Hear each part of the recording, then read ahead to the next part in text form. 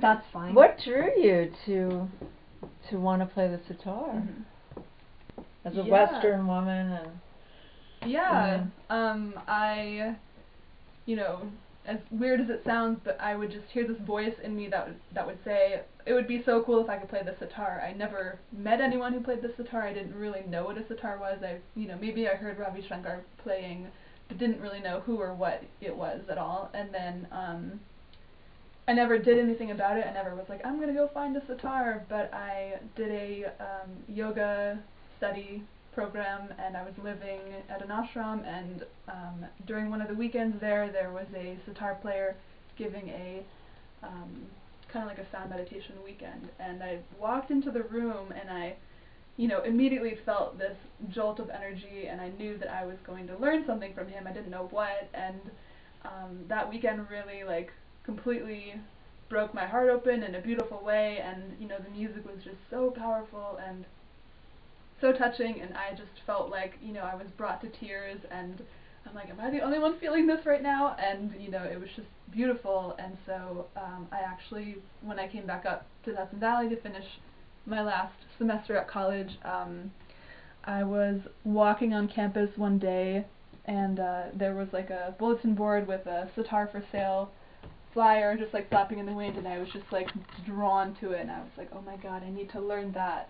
But at the time I was just having a friend, a housemate, actually teach me drums, and I was like, I need to learn that instrument though, like there's something about it. And I made the mistake of asking my friend like what they thought, and they were like, no, you're just being impulsive, like why would you do that? And I kind of listened to them, but it just kept nagging me in the back of my head. So then eventually I was just like, alright, I'm just gonna do that. And I kind of just jumped into it blindly, naively.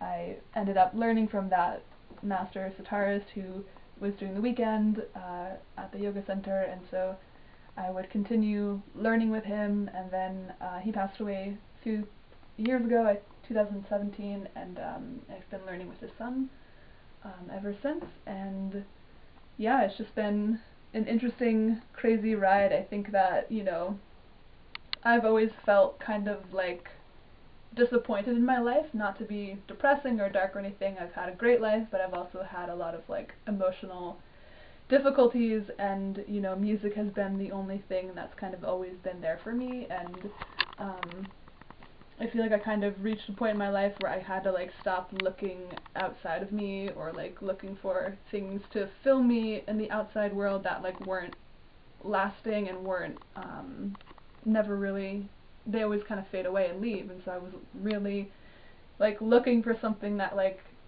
could be mine and that would always be there for me. And yeah, so sitar has been like this steady anchor amidst the storm of life for me, and it's definitely challenging and discouraging at times, but it's so rewarding and fulfilling at the same time. So I'm really grateful that it kind of came into my life. Yeah. Where do you play mostly? Yeah, I mean, I've been, in focused like student mode a lot of the time, but I'll play at like small gatherings, or I used to work at a tea center, like a tea house kind of, and I'd play there. And yeah, I'm not really like in a full-fledged performing mode by any means. I'm just still a beginner, and I'm just kind of getting used to playing like for other people. And I'll practice with my friend who plays pakawaj, which is like another Indian style drum. Yeah. Have there been any highlights of being asked to play anywhere that really?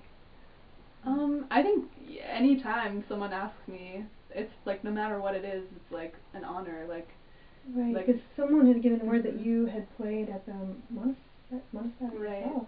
Oh yeah, quite a high honor. Right? Yeah, I actually lived with a woman, and she was told, she's part of the monastery, and she told the director that I played sitar there, and they invited me to come up to play for the Karmapa's birthday celebration. That's amazing. Yeah, and I was like, okay, yeah, sure, 15 people, 10-minute morning meditation. Sure, I'll do that. And I go, and there's like 400 people. It's outside. Yeah. It was just a festival, and I was just I like, remember what? when he came. Yeah. You were there. I wasn't there, but I remember Yeah. he came because there was a photo shoot going on here, Beautiful. and then I picked up some hitchhikers from Malaysia that had come all the way. I was going down to get the photographer sandwiches, and they had come all the way from Malaysia to follow him because one of them had survived cancer because of him, and she follows him everywhere apparently. Amazing. Yeah, But back to you and the sitar. I mean, how is it mostly men that are playing sitar? Are there that many women sitar players? I mean, it's a large, unwieldy instrument. It's a beautiful instrument, but it's hard to carry around. Like, do you find you're one of the few women, or are there many women that are playing?